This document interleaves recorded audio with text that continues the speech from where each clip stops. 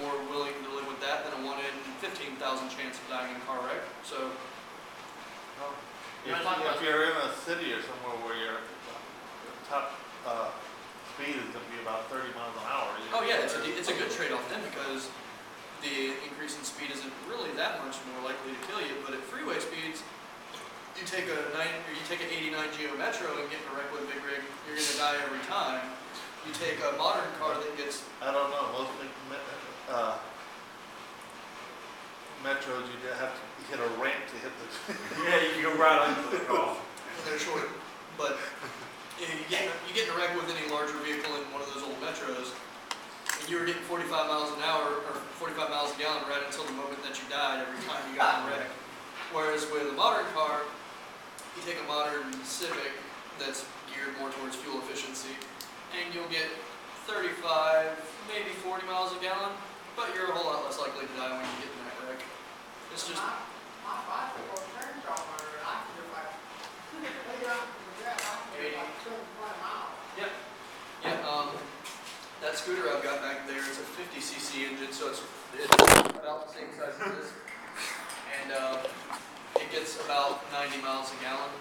But then again, you're basically riding on something made out of something similar to bicycle frame strength steel with some plastic pieces to make it look cool. And again, if you get hit, you're probably hurt. Well, what about hydro-locking? Hydro-locking is something that a lot of people have happen when... It rained recently. I know someone who did it, so... Was it Ethan? No. Oh, okay. Do you know Ethan Bucks? Was it, It was my boss. Oh, okay. That's why I don't Okay, so okay, so here's a great example. All that rain that we had about a month ago or so. Apparently, your boss, my buddy Ethan, and James Matheny all had their cars hydro-lock, which is basically a situation where you wind up with water inside of the compression chamber of the motor, inside your cylinder area here. And when the piston comes up, there's water inside that area. It can't push. Yeah, water's not compressible, so when the valves are closed, the cylinder's in place, and this tries to go up, it cannot. So you basically wind up with a situation where you drive into a real big fat puddle, you hear you're driving through it, just trying to push through, you slow down a little bit, and you just hear, and your motor stops, and you go, oh fuck, I just killed my car. And you didn't kill your car, most likely. There are some scenarios where if you try to start it and it manages to turn over, then it'll push water into places that do break things. But basically what you wind up having to do, when you hydro-lock a car, the reason they call it hydro-lock is the water, hydrogen and oxygen, is locking the engine so that it can't cycle properly. So you've got to get that water out of that area so that the motor can spin free. The way you do that is you take all the spark plugs out of the motor, you start the motor for about maybe 10 to 15 seconds, let it stop for a minute so you don't burn up your starter from overheating it, run it for another 30 seconds, and then put your spark plugs back in, put the car back together the way it's supposed to be, and hold the gas while you're trying to start the motor so that the last little bit of water in there doesn't make the gas not burn. And you just keep starting it once all the water's blown out of the motor, and it'll literally look like Free Willy blowing, like it literally blows the water out of the engine. So say if this engine got hydro-locked, because say I ran this little pit bike into a mud puddle, I'd take this spark plug out, I'd leave it off, and I would sit there and spin it up and down, and it would toot, toot, toot, toot water out. You put it all back together, and it should run. It's a really expensive repair to have somebody do for you because it's a really scary sounding thing, and it's a really scary thing to have happen to you because it just feels like your car just died. And if you don't know what it is, you would think that something major has gone wrong, but it's really just water being where it shouldn't be and your motor not being able to get rid of it unless you take your spark plugs out. A person that I know went into a puddle at a high RPM.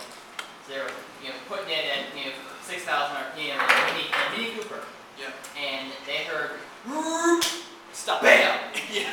And it's a scary sound. And later, upon investigation, it cracked the entire engine block. Yep.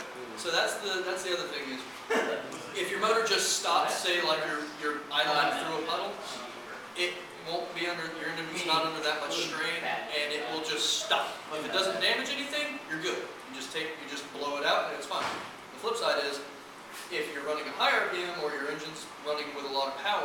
it's got a lot of force moving around inside of there, and when it locks, sometimes it breaks things. Like it can crack your engine case if it's got so much force shoving up that it can't stand that hydraulic pressure.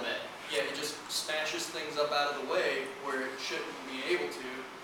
Or alternately, it can actually, I've heard of it, this right here is your connecting rod, a little bar that lets the piston stay where it's supposed to be. I've heard of those cracking and breaking. I've heard of valves being stuck down and then bending out of the way, which they should never bend. So when they do, it tears up the insides of the motor. And That's all. bad things can happen when you hydrolock, but it's always worth a shot to take your plugs out and see if you can blow the water out. Unless you see the engine is literally not shaped properly. Because you look at the engine, one still just went like this. Yeah. They're like, huh, I can put my finger inside there. When that happens, you just hang it up and call a tow truck. But Or just leave it. I've known several people that hydrolocked motorcycles and cars and saved them. There was nothing wrong with it, nothing mechanically broken, just it was locked. And that happened because this is a Mini Cooper and the intake was a little bit low on the engine. Yep. And like I drive a minivan, it's up high. It actually happens a lot with guys that do import tuning type stuff, because they will modify where the engine sucks air in and make it down low and have a cold air intake. It'll suck cold air from not under the hood where the engine's hot, and the air's a little more dense, but when they drive into a puddle, they basically got a scoop that scoops water into the engine for it. Right. Yeah. So people with a cold air intake will sometimes have, they'll just yank a tube out of the way to that airflow so that water still goes in that tube, but it's sucking air from inside the engine where it's supposed to be anyway, but it's running weird. So, yeah. That's all I got though. Unless somebody's got questions for it. Congratulations. You all know how a motor works. And if you want to look at any of these pieces, then feel free. Or have any other questions that come up or you want to think about it. So let's see. If I'm going off of what kind of motor matches with what pieces, these are from different motors. You've got, let's see, these go together. I like this. Or no, like this. This goes on the top. This is supposed to go on the side here. And this is the carburetor, which would be sitting about like this with a little pipe to connect it properly. That's a beer. And this one will be in there somewhere. These two motors are the same basic design. This exhaust goes onto this one. And this would be connected with a little cover over here to there. And this is a piece of wood.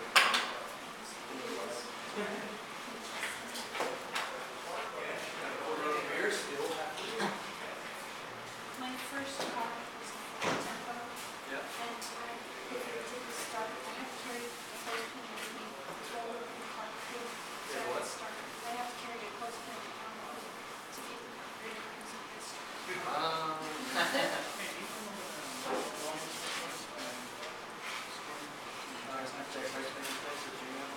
You might have needed a lot of carburetor from here. Yeah. Yeah, it was 84 for a tempo. So Yeah, my ride lawnmower, it's 400, my ride lawnmower, for a guy, you get the 400 degree. You got the 400 degree, right, literally, real bad. I was supposed to know a place that'll send me a pair of prescription strength red contacts that are even more rated without having to pay prescription. last one's your pick right there. That I Is can it see your with window?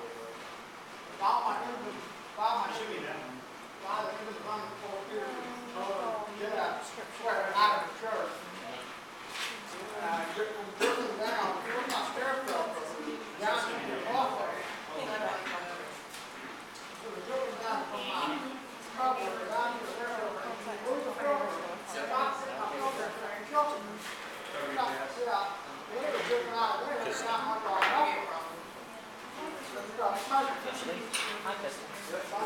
You did what? Things happen, bad things happen. What's that?